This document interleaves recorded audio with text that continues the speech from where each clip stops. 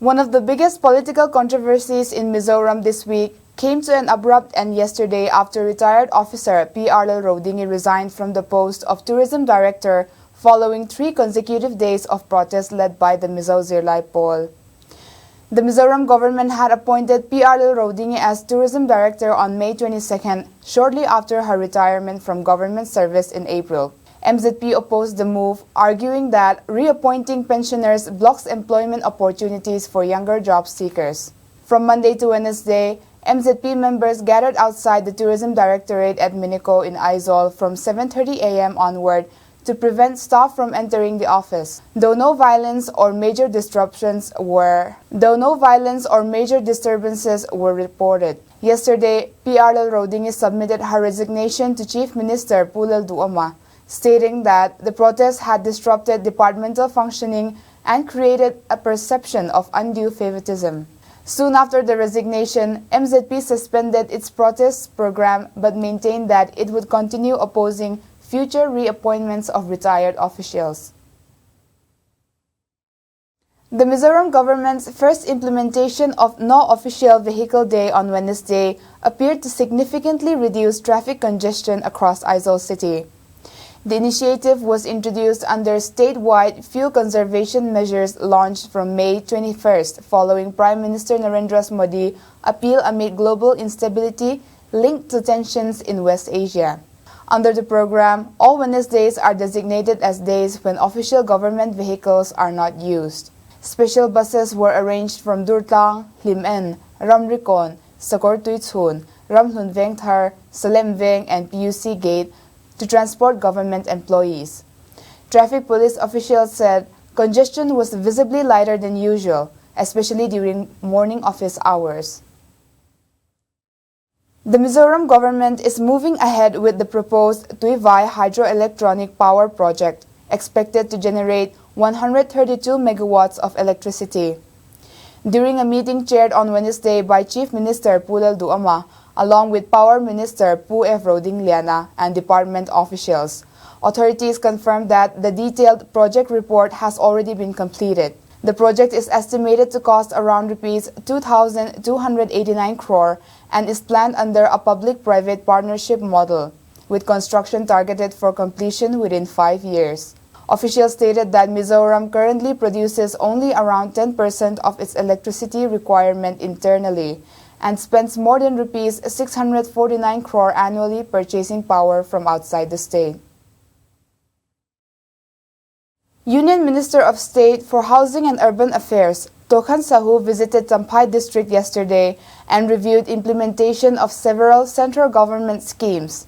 During meetings with officials and community leaders at Tampai Circuit House, the minister stressed the importance of Northeast development and national unity. He later inspected projects including PMAY Urban, DNULM, and Amrut Works, along with the under-construction Mualcoy Solid Waste Management Center being developed under Amrut 2.0.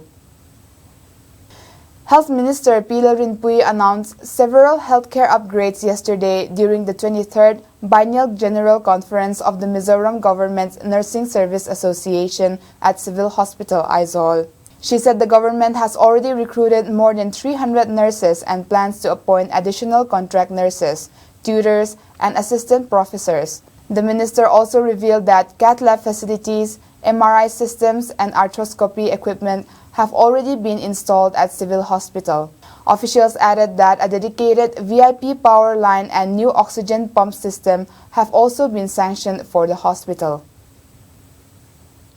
The long-awaited Aizol City Center Annex building at New Market remains unopened despite completion of construction.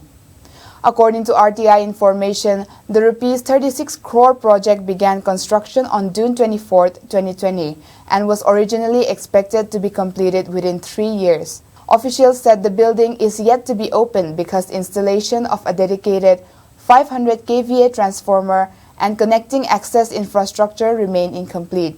The building is intended to house market stalls, hawker spaces, and parking facilities covering nearly 20,000 square meters. Muslims in Mizoram gathered peacefully yesterday at the Assam Rifle Grounds in Aizol to observe Eid ul-Zuha prayers.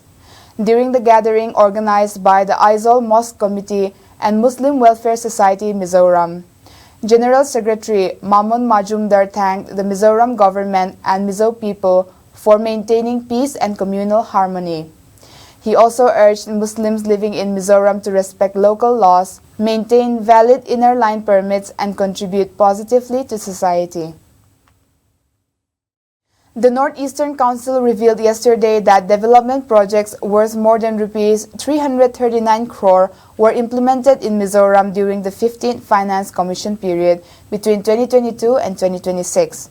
Projects included healthcare facilities, educational infrastructure, tourism circuits, ecological parks, market and agriculture-based livelihood programs. One major project highlighted was the Siaha Lungbun Tlangnom Haka Road, improving connectivity between southern Mizoram and the Myanmar border under India's Act East policy.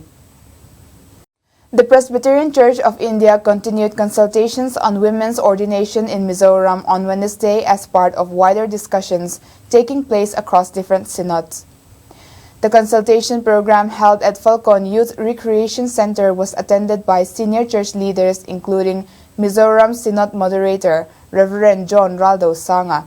Discussions focused on theological, cultural, and church perspectives surrounding women's ordination before the matter is reconsidered at the PCI General Assembly. And finally, at the annual General Body meeting of the Mizoram Football Association yesterday, Sports Minister and MFA President Puleng Lavamar said Mizoram's football development continues to progress despite recent disappointments in national finals. He noted that Mizoram now has 2 clubs in the I-League and that Mizo footballers are among the most regularly fielded players in the Indian Super League. According to the MFA annual report, the association organized nearly 30 competitions during the season and participated in 7 national championships. That is all for now. Thank you for watching.